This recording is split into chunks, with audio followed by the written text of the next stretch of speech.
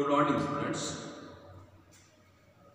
आज हम ऑप्टिकल मिनरलोजी का एक नया टॉपिक डिस्कस करने वाले हैं। उसका नाम है रिफ्रैक्टिव इंडेक्स। हिंदी में इसको आप अपवर्तनांक कहते हैं। रिफ्रैक्टिव इंडेक्स ये है। रिफ्रैक्टिव इंडेक्स रिफ्रैक्शन से रिलेटेड है, अपवर्तन से। अर्थात जैसा कि आप जानते हैं ऑप्टिकल मिनरलोजी में आपने पढ़ा है कि जब कोई प्रकाश दो अलग अलग घनत्व वाले माध्यमों से गुजरती है, भिन्न सघन से विरल माध्यम में या विरल से सघन माध्यम में या अलग अलग घनत्व वाले माध्यमों से जब प्रकाश की किरण गुजरती है तो वो अपने रास्ते से, अपने मार्ग से थोड़ा मुड़ जाती है, हट जाती है। जिस वे में उसको जाना चाहिए उस वे में ना जाकर वो अपने रास्ते से थोड़ा सा मुड़ जाती है या भटक जाती है, तो उसको आप अपवर्तन या रिफ्रैक्शन आप उसको कहते हैं। और उसका जो कांस्टेंट हम निकालेंगे वही उसका रिफ्रैक्टिव इंडेक्स या अपवर्तनांक कहलाता है। तो ऑप्टिकल मिनरलोजी में जब आप इनके ऑप्टिकल प्रॉपर्टीज पढ़ेंगे तो वहाँ आपको उन खनिजों के जो रिफ्रैक्टिव इंडेक्स हैं उसको आपको देखना होता है। इसीलिए हम थोड़ी सी चर्चा कर रहे हैं कि जो लाइट है, जो प्रकाश है, उसका रिफ्रैक्टिव इंडेक्स या जो अपवर्तनांक है उसको कैसे हम निकालते हैं। तो दो माध्यमों को अलग करने वाली जो सतह पर जब कोई प्रकाश की किरण टकराती है तो ये जो किरण है प्रकाश की वो कुछ मात्रा में परावर्तित होकर प्रथम माध्यम में वापस हो जाती है, लौट जाती है, परंतु कुछ जो है वो द्वितीय माध्यम या दूसरे माध्यम में या दूसरे मीडियम में प्रवेश कर जाती है। यानी जब भी कोई लाइट यदि टकराएगी किसी भी सरफेस से, किसी भी सतह से, तो कुछ तो क्या है कि वो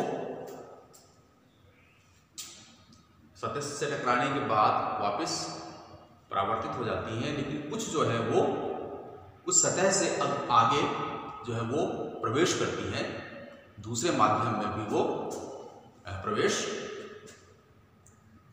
करती हैं।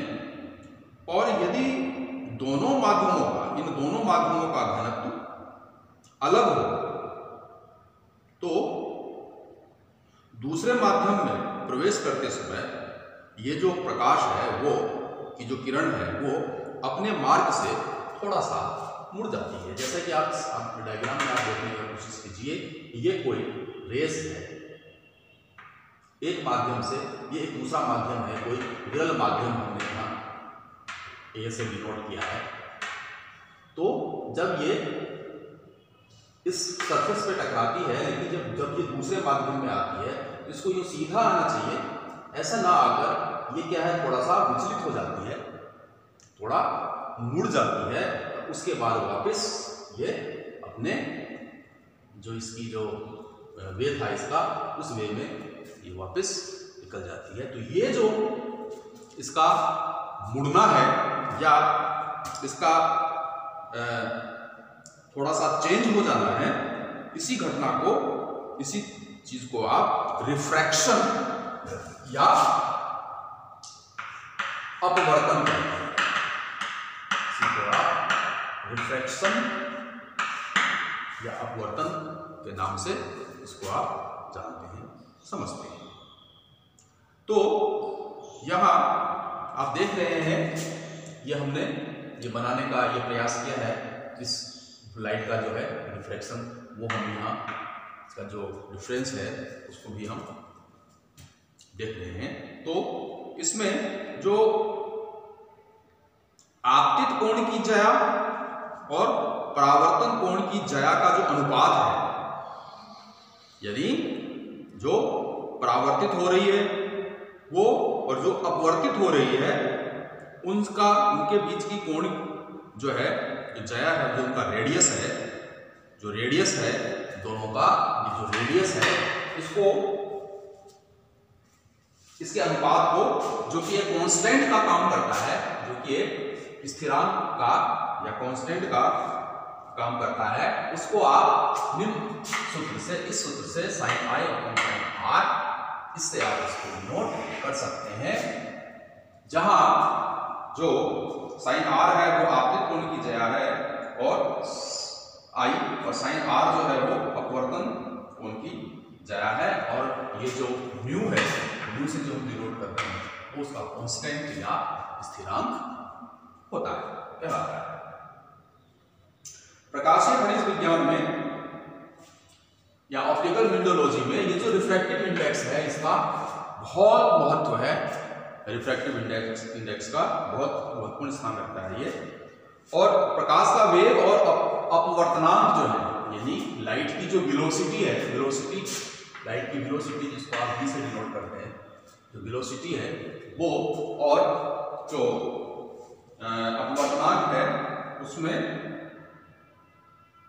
एक निकट का संबंध होता है, जिसको कि आप इस सूत्र से sin i upon sin r equal to va upon vl mu, इससे आप इसको डिनोट करते हैं सूत्र से, जहां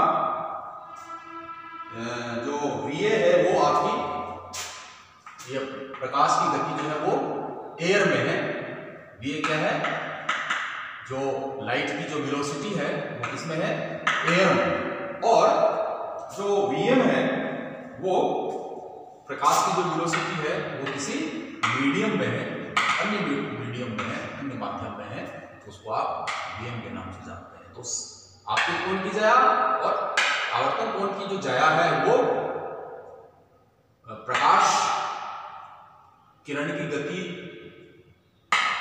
एयर में अपॉन प्रकाश किरण की गति किसी अन्य माध्यम में जो है उसके बराबर होती है। तो ज्यामितीय रचना द्वारा इस प्रकार ये सिद्ध किया जा सकता है कि यदि दो माध्यमों में प्रकाश का वेग यदि v1 और यदि v2 हो, प्रकाश का वेग यदि दो अलग अलग माध्यमों में v1 और v2 हो, तो उसके अपवर्तनांक को आप n1 और n2 से, जो उसका रिफ्रैक्टिव इंडेक्स है उसको आप n1 और n2 से आप उसको डिनोट कर सकते हैं, और इस प्रकार इसको आप n1 equal to va upon v2 और n2 equal to va upon v2 से निकाल सकते हैं। और जब आप n1 अपॉन n2 करेंगे तो va upon v1 upon va upon v2, और ये अंत में जो इसका स्थिरांक है वो v2 अपॉन v1 वो आपको ज्ञात हो जाता है। अर्थात इसका मतलब है कि किसी कांस्टेंट का मतलब ये हुआ कि किसी रंग विशेष के प्रकाश के लिए इन दो माध्यमों का जो अपवर्तनांक है उन माध्यमों में प्रकाश गतियों का व्युत्क्रमानुपाती यानी इनवर्सली प्रोपोर्शनल जो है वो होता है। व्युत्क्रमानुपाती इनवर्सली प्रोपोर्शनल होता है। और साथ में आप ये भी बता सकते हैं कि जैसे जैसे जो वेवलेंथ है वो घटती है, वैसे वैसे जो रिफ्रैक्टिव इंडेक्स है वो बढ़ता जाता है। चूंकि लाल रंग का जो वेवलेंथ है वो ब्लू से अधिक होता है, इसीलिए लाल रंग का अपवर्तनांक कम होगा, और नीले रंग का जो अपवर्तनांक या रिफ्रैक्टिव इंडेक्स है वो आपका अधिक होगा। चूंकि जो आइसोट्रोपिक मिनरल्स हैं उनमें प्रकाश वेग सभी दिशाओं में समान होता है, इसीलिए उनके जो रिफ्रैक्टिव इंडेक्स हैं उनके मान भी स्थिर होते हैं, और इसके उलट जो एनआइसोट्रोपिक मिनरल्स हैं उनके रिफ्रैक्टिव इंडेक्स का मान जो प्रकाश के गमन की जो दिशा है उसके साथ साथ परिवर्तित होता है। जो व्हाइट कलर की या शुभ्र प्रकाश जब किसी पदार्थ में गमन करता है तो विभिन्न रंगों में वो विभाजित होकर स्पेक्ट्रम बनाता है, उसको आप स्पेक्ट्रम कहते हैं, जिसमें नीला रंग लंब के सबसे निकट और लाल रंग सबसे दुरुस्त होता है और इस घटना को आप डिस्पर्सन,